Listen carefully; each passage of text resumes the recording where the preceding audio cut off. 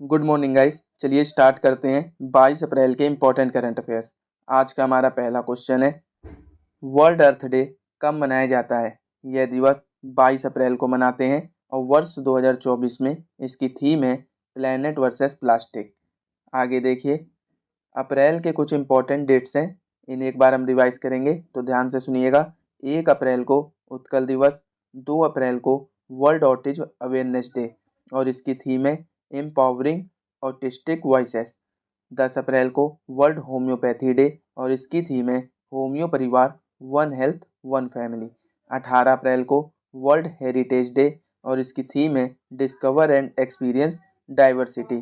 5 अप्रैल को राष्ट्रीय समुद्री दिवस, 14 अप्रैल को डॉक्टर भीमराव अम्बेडकर जयंती, 6 अप्रैल को इंटरनेशनल स्पोर्ट्स डे और 4 अप्रैल को माइंस अवेयरनेस डे मनाते हैं और इसकी थीम है protecting life building piece.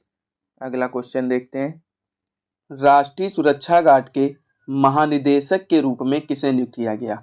Nalin प्रभात ये राष्ट्रीय सुरक्षा गार्ड एनएसजी के महानिदेशक बने हैं। अब नलिन प्रभात ये आंध्र प्रदेश कैडर के 1992 बैच के आईपीएस अधिकारी हैं और वर्तमान में जम्मू और कश्मीर में केंद्रीय रिजर्व पुलिस बल सीआरपीएफ के अतिरिक्त महानिदेशक के पद पर भी तैनात हैं। आगे देखिए सीआईएसएफ के डायरेक्टर जनरल कौन है? नीना सिंह, और ये पहली महिला है जो सीआईएसएफ की डायरेक्टर जनरल बनी है।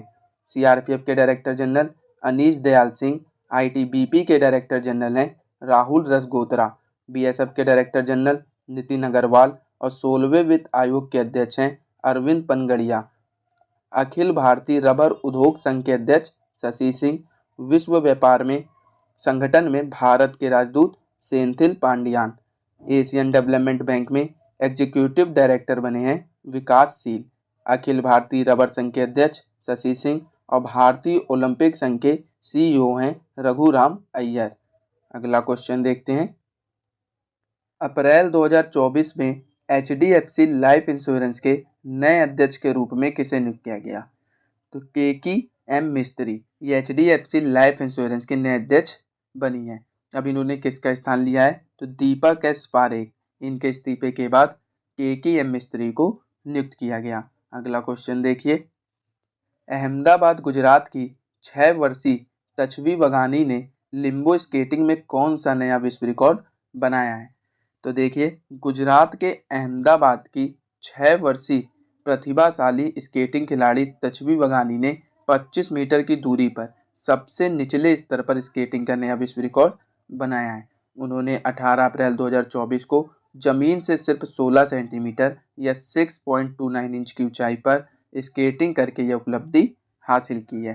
तो इस क्वेश्चन का ऑप्शन डी सही होगा, 25 मीटर से अधिक की सबसे निचली लिम्बो स्केटिंग। अगला क्वेश्चन देखते हैं, हाल ही में अंतरिक्ष में पहली बार युद्ध अभ्यास मिशन विक्टस हेज की घोषणा किसने की है? तो इस अभ्यास की घोषणा यूएसए ने की है। देखिए, जैसे जल सेना, वायुसेना और थल सेना होती है, उसी तरह यूएसए स्पेस आर्मी बना रहा है और इसके लिए पहला युद्ध अभ्यास अंतरिक्ष में करने जा रहा है जिसका नाम है मिशन विक्टस हेज।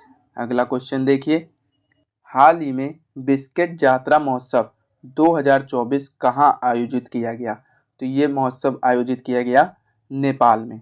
बिस्किट यात्रा नेपाल के भक्तपुर जिले में मनाया जाने वाला एक प्रसिद्ध त्यौहार है। यह आमतौर पर अप्रैल में पड़ता है और नेपाली नववर्ष का प्रतीक है। इस त्यौहार के दौरान विभिन्न देवताओं की छवियों वाले एक रथ को संगीत, नृत्य और उत्सव के साथ सड़कों पर खींचा जाता है। अगला क्वेश्चन देखते हैं, इजरायली गणितज्ञ एवी विगडरसन को किस योगदान के लिए एसीएमएम ट्यूरिंग पुरस्कार से सम्मानित किया गया? तो एवी विगडरसन को कंप्यूटेशन के सिद्धांत में उनके आधारभूत योगदान के लिए एसोसिएशन फॉर कंप्यूटिंग मशीनरी द्वारा 2023 एसीएमएम ट्यूरिंग पुरस्कार के लिए नामित किया गया। इस क्वेश्चन का ऑप्शन ए सही है, कंप्यूटिंग के सिद्धांत में आधारभूत योगदान। अगला क्वेश्चन देखिए, पूर्व विश्व नंबर 1 बैडमिंटन खिलाड़ी केंटो मोमोता, जिन्होंने 29 वर्ष की आयु में अंतर्राष्ट्रीय प्रतियोगिता से संन्यास ले लिया, यह किस देश से हैं? तो यह जापान से हैं, जिन्होंने अंतर्राष्ट्रीय प्रतियोगिता में 29 वर्ष की आयु में संन्यास ले लिया। अगला क्वेश्चन देखिए, वित्त वर्ष 2023-24 में रिकॉर्ड 9.6 बिलियन डॉलर के साथ इलेक्ट्रॉनिक्स निर्यात में कौन सा भारतीय राज्य शीर्ष पर रहा है? तो इसमें तमिलनाडु शीर्ष पर रहा है। देखिए, तमिलनाडु में वित्त वर्ष 2023-24 में इलेक्ट्रॉनिक्स निर्यात में रिकॉर्ड तोड़ 9.56 बिलियन डॉलर हासिल किया, जिससे यह इस वित्तीय वर्ष के दौरान इलेक्ट्रॉनिक्स निर्यात के लिए भारत में शीर्ष राज्य बन गया है। अगला क्वेश्चन देखिए, वेदांता फर्म हिंदुस्तान जिंक विश्व स्तर पर कौन से स्थान की सबसे बड़ी चांदी उत्पादक बन गई है? तो देखिए, वेदांता कंपनी हिंदुस्तान जिंक वैश्विक स्तर पर तीसरी सबसे बड़ी चांदी उत्पादक बन गई है। तो इस क्वेश्चन का ऑप्शन सी सही है, तीसरा।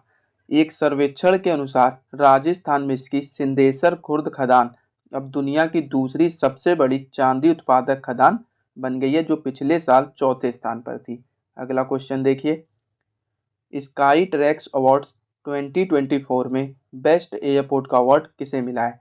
तो ये अवार्ड मिला है हमाद अंतर्राष्ट्रीय हवाई अड्डे को, जो कि दोहा में है। और हमाद एयरपोर्ट ने 12 बार के चैंपियन सिंगापुर चांगी हवाई अड्डे को पछाड़कर यह अवार्ड अपने नाम किया है।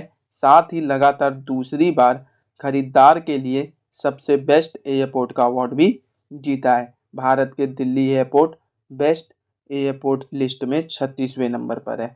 अगला क्वेश्चन देखते हैं, हाल ही में किसने आगामी खिलाड़ी के लिए हॉकी इंडिया का आसुंता लकड़ा पुरस्कार जीता है? तो इस पुरस्कार को जीता है दीपिका सोरेंग ने। अब देखिए, 2024 एबेल पुरस्कार से किसे सम्मानित किया गया? मिशेल टेला ग्रैंड को। और इस एबेल पुरस्कार को गणित का नोबेल पुरस्कार भी कहते हैं। नीदरलैंड के इरास्मस पुरस्कार से किसे सम्मानित किया गया? अमिताभ घोष को। और मिस वर्ल्ड ह्यूमैनिटेरियन अवार्ड से किसे सम्मानित किया गया? नीता अंबानी को। अगला क्वेश्चन देखते हैं, हाल ही में संपत्ति के आधार पर एशिया प्रशांत में शीर्ष 50 ऋणदाताओं में कितने भारतीय बैंक शामिल हैं? तो इसमें भारत के 3 बैंक शामिल हैं। कौन कौन से? SBI, HDFC और ICICI बैंक शामिल हैं। अगला क्वेश्चन देखते हैं, हाल ही में किस देश के माउंट रुआंग ज्वालामुखी में विस्फोट से हजारों लोग विस्थापित हुए? तो ये ज्वालामुखी विस्फोट हुआ है इंडोनेशिया में। इंडोनेशिया के उत्तरी सुलावेसी प्रांत में स्थित माउंट रुआंग में ज्वालामुखी विस्फोट हुआ और लगातार 4 विस्फोट हुए। आगे देखिए, ज्वालामुखी से रिलेटेड स्टैटिक क्वेश्चन देखते हैं, तो ध्यान से सुनिएगा। विश्व का सबसे ऊंचा सक्रिय ज्वालामुखी कहाँ है? इक्वाडोर में, नाम है कोटोपैक्सी। वो कौन सा महाद्वीप है जहाँ एक भी ज्वालामुखी नहीं है? ऑस्ट्रेलिया। भूमध्य सागर का प्रकाश स्तंभ किसे कहते हैं? स्ट्रोम्बोली ज्वालामुखी, जहाँ पर है इटली के लिपरी द्वीप पर।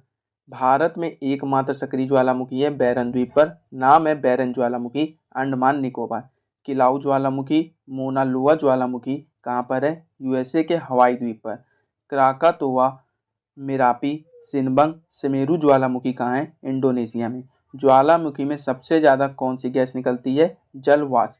रिंग ऑफ फायर किस महासागर में स्थित है? प्रशांत महासागर।